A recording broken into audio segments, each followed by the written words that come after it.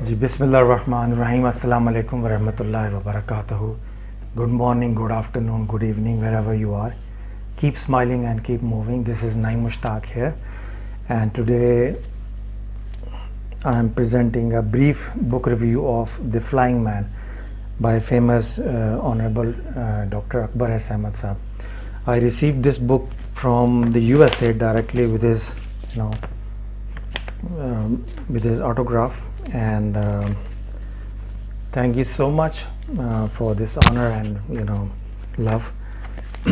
So first of all, okay, I have this is a very beautiful book, but what is inside the book? I have created a short 3 minutes slide on the book to just give you a brief idea of what the book is all about and how the contents of the books are arranged. So let's see that slide presentation and then we'll come back. Yeah, the book name is The Flying Man, Philosophers of the Golden Age of Islam, Their Relevance Today. And you can see the book here is a beautifully designed American edition, and you can also see Sir Akbar Ahmed photograph here, the author of the book. Now this book has two versions. Originally this is published by Amana publication in USA, and the other version is published in Pakistan for Pakistani readers by Vanguard publication. The original edition is printed in color format, color design, and the Pakistani version is printed in black and white format, but they are both are printed very beautifully. Now the main general information about the book is book has 124 pages. Publisher is Amana publication USA, very famous publisher for the printing of Islamic books in the USA, and this is the first edition 2021. Now I have created this slide to give you a general idea about the book. The preface has 3 pages, introduction has 2 pages, chapter 1, the objectives of our study, has 11 pages, chapter 2, the philosophers of the golden age, has 46 pages, chapter 3, a thought experiment of the Abrahamic faith, has 3 pages, chapter 4, the Abrahamic elements of an ideal society, has 5 pages, chapter 5, conclusion, has 3 parts: the relevance of the philosophers to our time, the dark clouds of Islamophobia, the wisdom of the past masters. This has 31 pages. Now bibliography has 2 pages with 26 books mentioned, and praise of the book. This has 6 pages with 12 international academic celebrities praises for the book. And in this short book, you will find a lot of material inside. This is a shortest summary of the, I would say, encyclopedia knowledge. So the total books has 124 pages, including the design pages, chapter design, empty pages. But if you calculate the text pages, actual text that you will be reading, these text pages are 109. Something about the font which I have noticed: the existing edition font size is extra small. So the book has 124 pages. There are no pull quotes. These are without any pictures, only the text and the design elements. But if the font size is normal book size with added design of pull quotes and pictures of the philosophers added, this is going to be a 500 pages book, because there's material is too much. Design can be improved also. So in my humble opinion, if you add if you add the pictures or the paintings of the philosophers mentioned in the book, if you add pull quotes, one page with one pull quote, this and if you revise the font size, make it a normal book size, this is going to be at least 450-500 pages book with all the design working on it. So you have seen this short introduction of the book, how the contents of the books are arranged. Now let me tell you how this book is perceived by various academic celebrities in the world. And I have created another short slide presentation of the some celebrities who have given their comments in writing, and these comments are available at the back of the book. So let me show you what the various famous celebrities think of this book.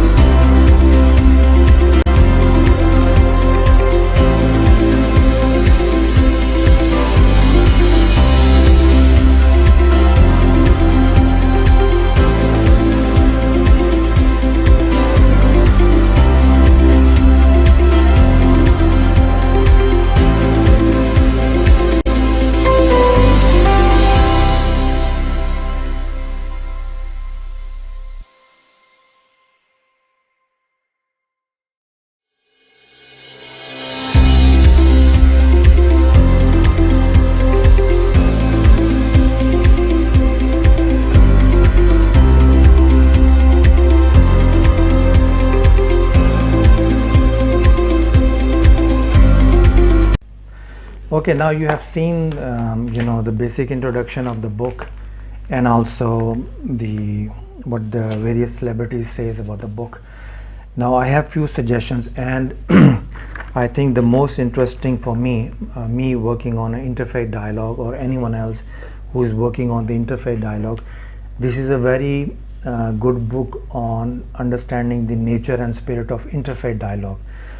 Although the book seems to be on philosophy, but this is I would say philosophy in a general sense, but you can also find this book as a textbook and source book on how to conduct interfaith activities and how you develop your interfaith activities, understanding the perception of the world. Now here are some suggestions, but before suggestions, chapter 4 I would like you to read, and it's very interesting. In chapter 4, the title of the chapter 4 is second chapter, The Philosophers of the Golden Age. Now there are, as I have written down, there are total 6 philosophers discussed, and 4 Muslims, 1 Jewish and 1 Christian. And this is a very beautiful summary of their entire work. In Muslim scholars, Ibn Sina, Al-Ghazali, Ibn Rushd, Ibn al-Arabi, these are discussed in the book. And from the Christian side, Saint Thomas Aquinas is very famous. From the Jewish side, Maimonides is a Jewish scholar of Spanish era, and you will find his philosophy work he was writing also in Arabic. So this chapter 2, I would say, is a very beautiful pictorial summary of the philosophy of these 6 philosophers. And you will find it's very difficult to find one book where you can find the summary of all this beautifully written scholarly work. Now I have few suggestions on the book.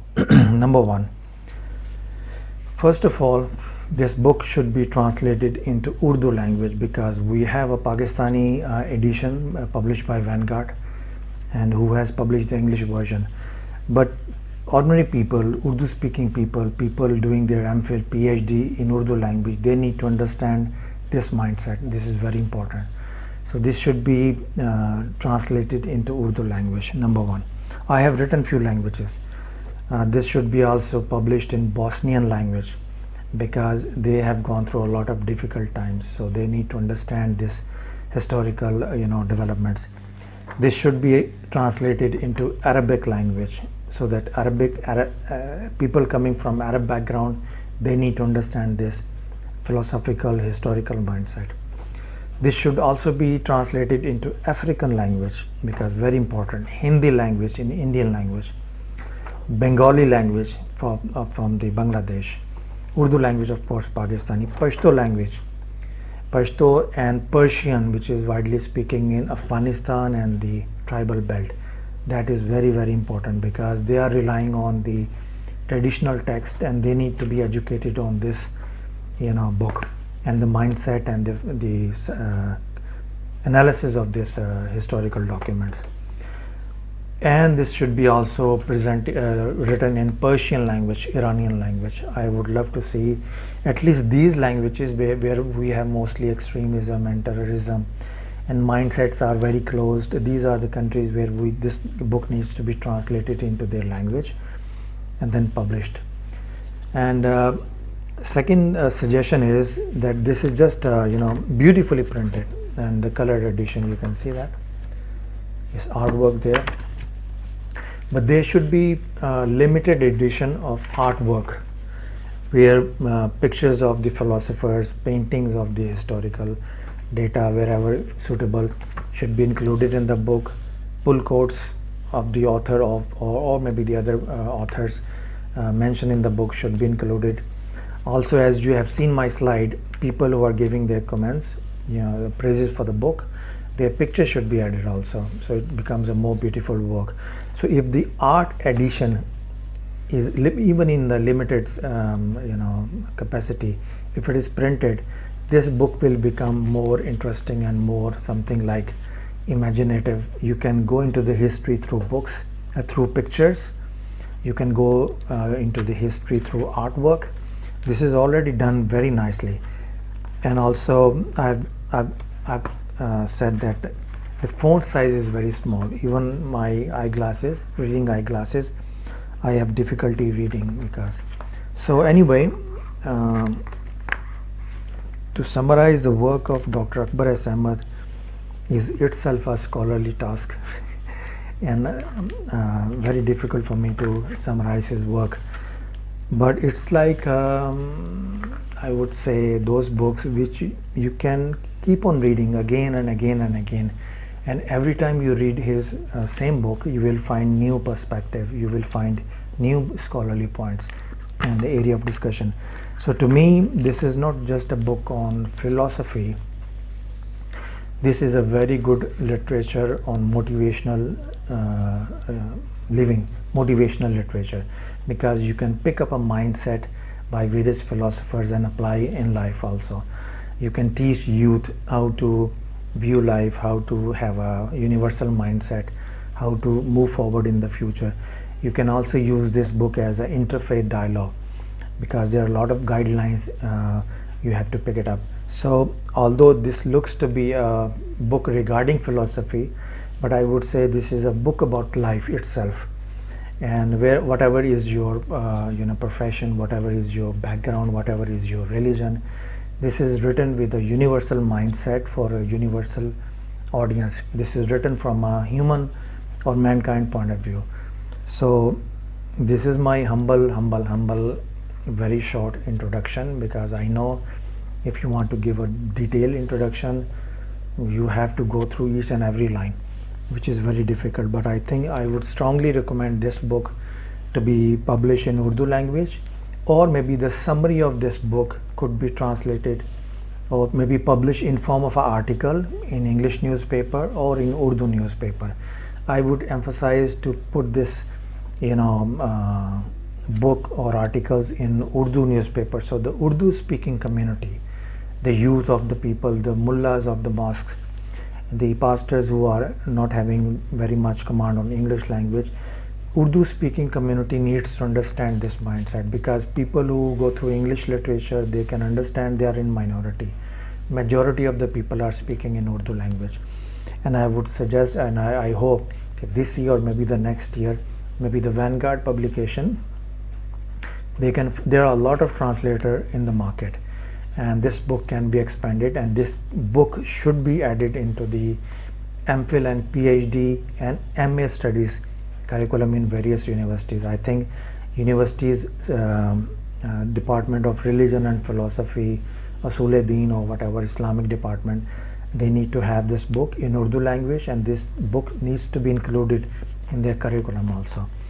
So I hope that may Allah give Dr. Akbar S. Ahmed health and long life, so he could write more books like this. And this is my favorite book in this year, and I'm going to read it again and again. So this is my humble opinion, and please do read this book. Thank you so much. Allah.